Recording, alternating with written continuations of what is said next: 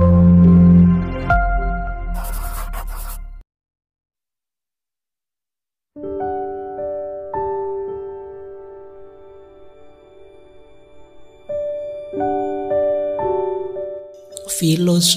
non-violence, filsafat tentang tanpa kekerasan. Ini beliau banyak diinspirasi oleh Mahatma Gandhi. Minggu depan kita pungkasi tema kita dengan pelopor pionir gurunya semua model gerakan tanpa kekerasan yang 1 bulan ini kita bahas, Mahatma Gandhi. Nah, kata beliau, "It is no longer a choice, my friend, between violence or non-violence. It is either non-violence or non-existent." Jadi gini loh teman-teman, ini bukan pilihan. Jadi perjuangan kita itu bukan milih berjuang secara keras atau berjuang tidak keras. Tidak begitu. Tapi pilihannya adalah berjuang tanpa kekerasan atau kita hancur semua. Maksudnya apa? Ya kalau kita milih kekerasan, ya habis kita, hancur semua. Kekerasan dibalas kekerasan, kemarahan dibalas kemarahan, menyakiti dibalas menyakiti, akhirnya kita hancur semua, habis semua, non-existent. Jadi jangan dipilih, Pak, enaknya ini berjuang kekerasan atau non-kekerasan. Tidak begitu. Kamu harus milih tetap non-kekerasan. Kenapa? Karena kalau kamu milih kekerasan, sama saja levelnya dengan yang sebelumnya ingin kamu atasi. Jadi pilihannya adalah tanpa kekerasan atau hancur semua kita, non-existent. Bahwa ada yang harus kita ingatkan, ada yang harus kita luruskan, ya, tapi jangan pakai kekerasan. Gerakannya Martin Luther ini, ya beliau modelnya memang aksi.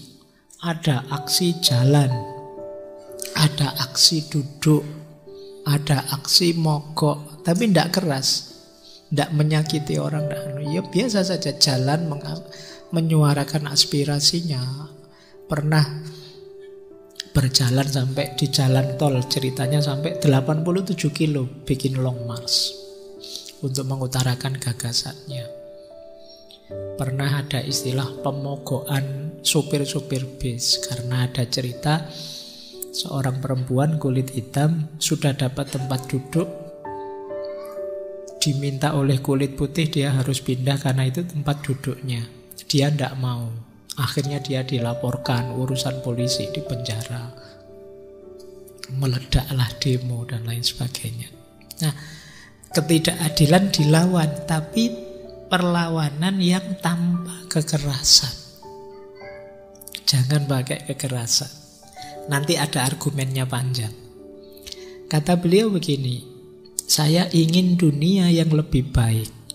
Saya ingin keadilan. Saya menginginkan persaudaraan. Saya menginginkan kebenaran.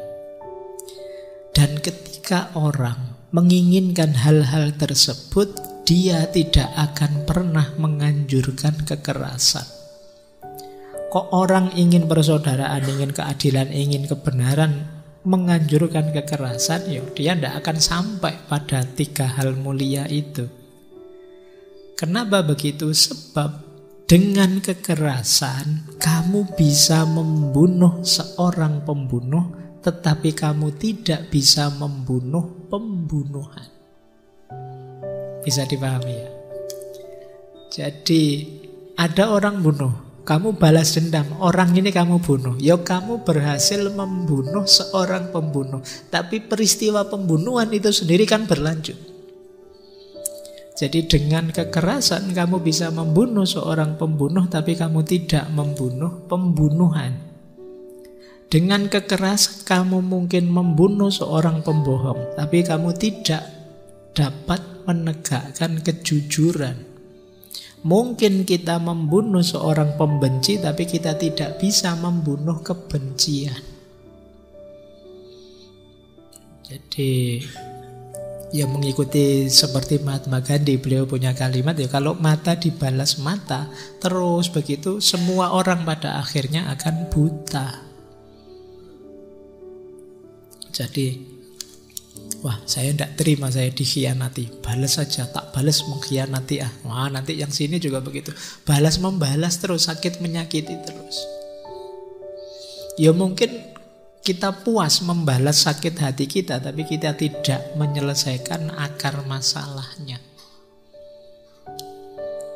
Pasanganku kok selingkuh, emangnya aku tidak bisa, tak balas aku selingkuh juga biar dia sakit. Sama-sama menyakiti akhirnya, tapi kan akar masalahnya tidak hilang. Jadi ini yang disebut ya kamu bisa membunuh seorang pembunuh, tapi kamu tidak bisa membunuh pembunuhan itu sendiri dengan kekerasan. Kegelapan tidak bisa memadamkan kegelapan. Hanya cahaya yang bisa melakukan itu. Itulah kenapa perjuangan melawan ketidakadilan tadi harus dengan tanpa kekerasan. Ini memang berat. Kalau dibayangkan itu menjalankannya sulit sekali. Kita itu cenderung ingin membalas.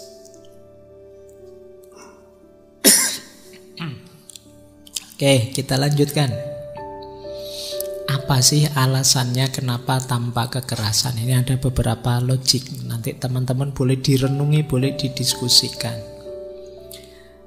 Yang pertama, kekerasan itu kalau dalam pelajaran moral itu tidak disebut tidak bermoral. Kenapa? Karena kekerasan itu tumbuhnya dalam ranah kebencian. Apakah kekerasan dari orang jahat atau orang baik itu kan muncul dari ranah kebencian. Ini seperti memadamkan api dengan bensin. Memadamkan api, sekarang tidak ada bensin ya. Memadamkan api dengan pertalite atau pertamax. Jadi tambah terbakarnya tambah besar.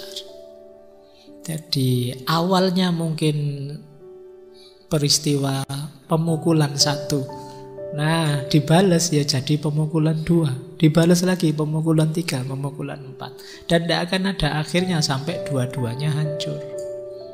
Dua-duanya bonyok, tidak ada yang bisa bangun, baru selesai. Jadi kekerasan itu tumbuh di tanah kebencian. Dan orang yang selamat merasakan kepahitan, orang yang menang berubah jiwanya jadi brutal. Jadi kalian misalnya, Pak ini diingatkan baik-baik, tidak bisa ya Pak, sekali-sekali perlu dikasih pelajaran misalnya.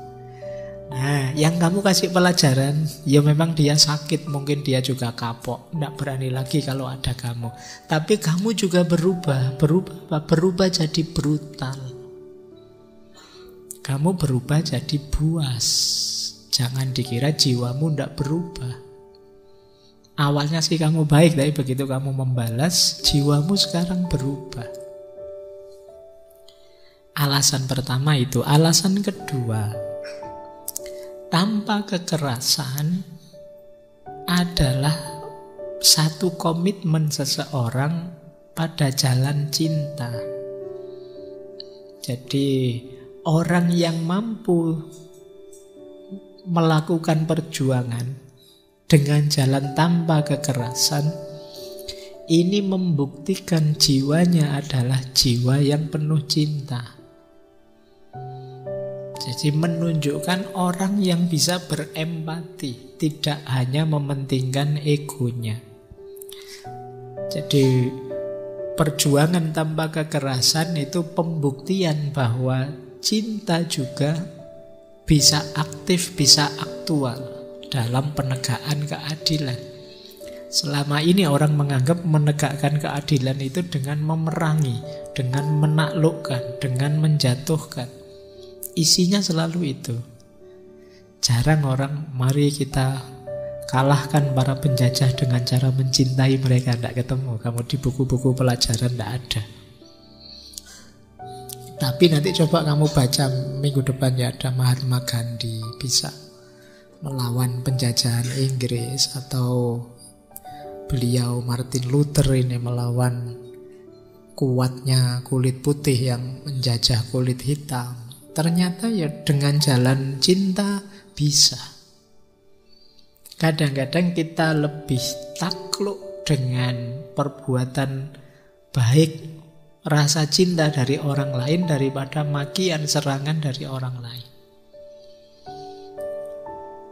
Itu argumen kedua. Argumen ketiga, tanpa kekerasan itu jangan dikira lemah. Ada orang bilang, kalau kita dipukul tidak balas berarti kita lemah, Pak. Berarti kita pengecut, Pak. Kalau versi Martin Luther tidak begitu. Jangan dikira tanpa kekerasan itu gampang.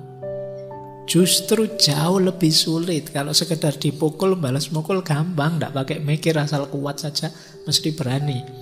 Kecuali musuhnya gede gitu. Tapi kalau untuk tanpa kekerasan kan kamu butuh daya tahan diri yang luar biasa. Butuh kekuatan ngerem, kekuatan ngempet kalau bahasa Jawanya. Kekuatan menahan. Itu hanya orang-orang kuat yang bisa. Jadi jangan dikira praktek anti kekerasan itu simpel saja. Gampang Pak, saya tidak ngapa-ngapain kan sudah. Ya kamu kira, coba nggak ngapa-ngapain itu apa ndak gatel luar biasa hatimu, ndak kerasnya hatimu untuk membalas itu kan kamu sulit sekali menahannya. Jadi yang ketiga, tanpa kekerasan itu sulit dan bukan untuk orang-orang yang kita sebut lemah dan pengecut, enggak. Justru ini orang kuat yang bisa melakukan ini. Jadi ini 3 alasan sudah kenapa harus tanpa kekerasan. Tambah lagi 3. Yang keempat, tanpa kekerasan itu berarti kita mempertahankan kemanusiaan kita sambil menjaga martabat kemanusiaannya orang lain. Tapi kalau kita nekat dengan jalan kekerasan, ya kita melupakan kemanusiaan kita dan tidak peduli kemanusiaannya orang lain. Ini alasan keempat. Yang kelima, tanpa kekerasan itu diarahkan tidak pada orang sebenarnya, justru pada kejahatannya. Kalau kita keras itu kan ke orang, tapi tanpa kekerasan itu untuk melemahkan kejahatannya. Jadi tanpa kekerasan diarahkan melawan kekuatan jahat, bukan melawan orang yang kebetulan melakukan kejahatan. Kan banyak orang itu yang melakukan kejahatan tidak karena sengaja misalnya, atau dia jahat sih tapi bagian tertentu hidupnya sebenarnya orang baik, seperti minggu lalu ketika kita belajar Syekh Badi'uz Zaman Said Nursi, kan orang itu totalitas hidupnya kan tidak mungkin jahat semua, mesti ada sisi-sisi baiknya. Tapi kan kita saja yang menilai terus orang jahat, padahal orang jahat toh ada baiknya juga. Sebagaimana kita yang merasa baik, banyak jahatnya juga. Jadi yang kita lawan apa? Perbuatan jahatnya. Gimana caranya perbuatan jahat ini terhenti? Bukan sekedar menyakiti orangnya yang kebetulan melakukan kejahatan. Jadi kalau sekedar melampiaskan kejengkelan kita, kemarahan kita, ya orangnya. Tapi kan ini tidak menyelesaikan masalah. Ayo kita cari akarnya. Kenapa kejahatan ini muncul? Kenapa kok banyak orang mencuri misalnya? Jangan-jangan situasi sosialnya memang tidak adil. sehingga dia kepepet mencuri. Atau jangan-jangan masyarakat sudah mulai tidak saling peduli sehingga pencurian bisa jalan. Kita cari akarnya. Tidak sekedar menghukum orang yang kebetulan melakukan kesalahan.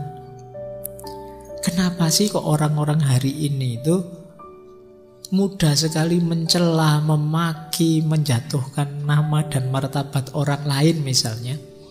Kita pernah tidak mencoba mencari akarnya di mana situasi ini?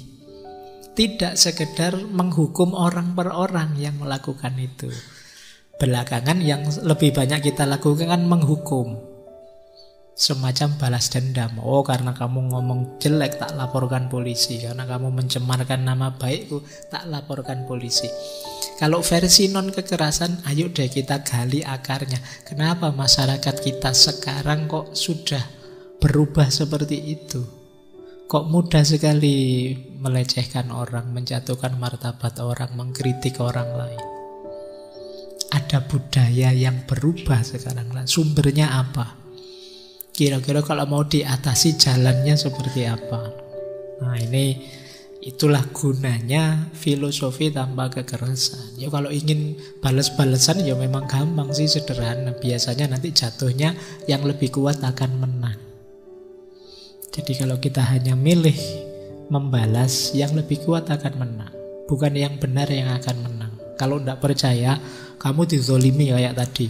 Yang mendolimimu ternyata tinggi, besar, gagah. Kamu dipukul misalnya. Ayo, kamu terus pingin balas. Wah, ndak adil, aku dipukul, tak balas mukul. Kamu yang malah tambah habis. Kalah kuat, kalah kuasa. Jadi ini filosofi selanjutnya. Kenapa harus tanpa kekerasan? Nah, ada sisi luar biasa dari tanpa kekerasan, yaitu sisi transformatif.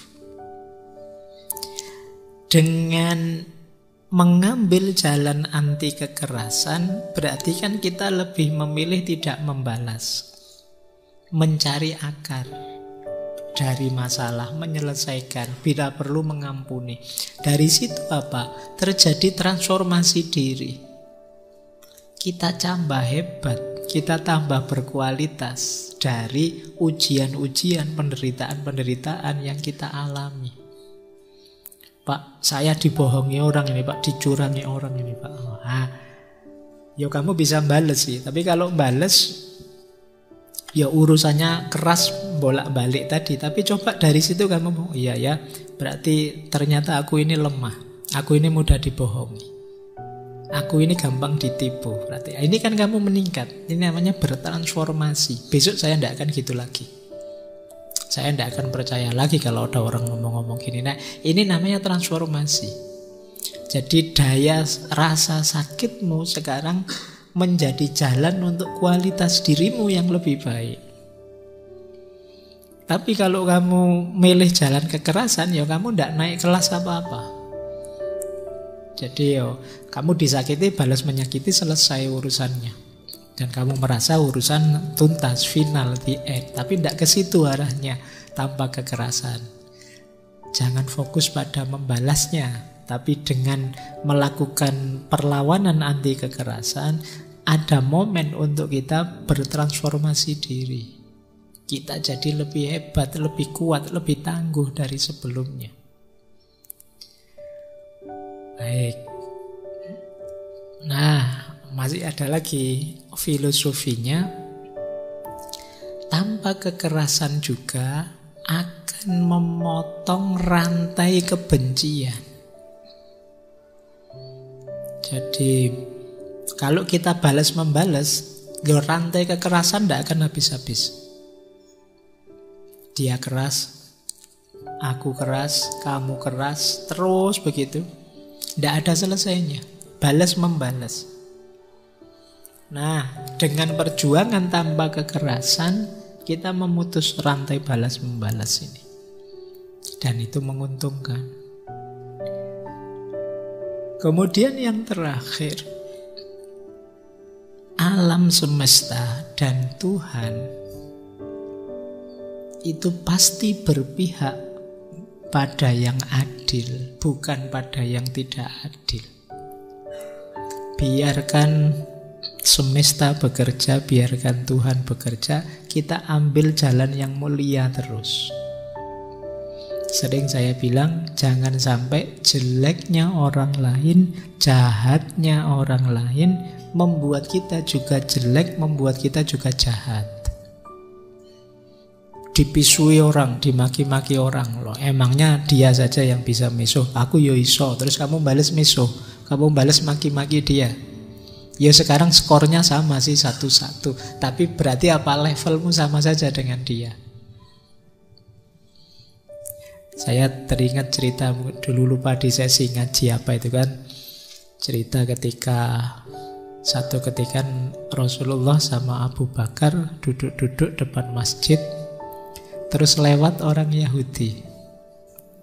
Nah, orang Yahudi ini maki-maki Abu Bakar. Pokoknya misu-misu lah. Misunya bahasa Arab mesti. Kan versi sana, tidak mungkin ngomong Jawa. Nah, Abu Bakar diam, menahan, sabar. Balik lagi kedua kali, maki-maki lagi. Abu Bakar masih diam. Rasulullah senyum lihat Abu Bakar diam, masih di situ. Balik lagi orang Yahudi, maki-maki lagi. Wah, ini Abu Bakar panas sudah. Iki dibiarin kok malah tidak tahu diri. Wah, Abu Bakar berdiri dibales. Itu tadi, emangnya dia aja yang bisa maki-maki, aku ya iso. Dibalaslah, jadi perang mulut. Ketika Abu Bakar membalas, Rasulullah berdiri terus pergi. Wah, Abu Bakar tidak enak hati. Wah, salah ini keputusanku. Jadi benar, setelah selesai gegeran, Abu Bakar menghadap Rasulullah. Wahai Rasulullah, tadi kan asik-asik panjenengan bersama saya nongkrong, dimaki-maki juga dia masih di situ, masih senyum-senyum. Kok tiba-tiba ketika balas Rasulullah kok malah pergi dari saya? Kata Nabi, waktu kamu dimaki-maki dan kamu tidak membalas, itu para malaikat datang hadir mendukungmu. Jadi ada di pihakmu. Tapi begitu kamu balas, ya mereka pergi semua, aku ya pergi. Wong kamu sudah tidak dibolo lagi sama malaikat. Nah itu sederhananya ini. Jadi kalau di Martin Luther ya, alam semesta dan Tuhan itu pasti berpihak pada keadilan. Tidak usah khawatir. Ayo menegakkan keadilan, oke, ayo berjuang. Tapi tidak harus dengan kekerasan. Karena kekerasan itu menghancurkan kita sendiri yang melakukan. Jadi meruntuhkan martabat kita sendiri. Ya kayak Abu Bakar tadi, kita mungkin melihatnya sah saja sudah disakiti kayak gitu. Ya tapi ketika ngambil jalan yang sama, akhirnya ya levelnya jadi sama. Nah ini logikanya anti kekerasan tadi.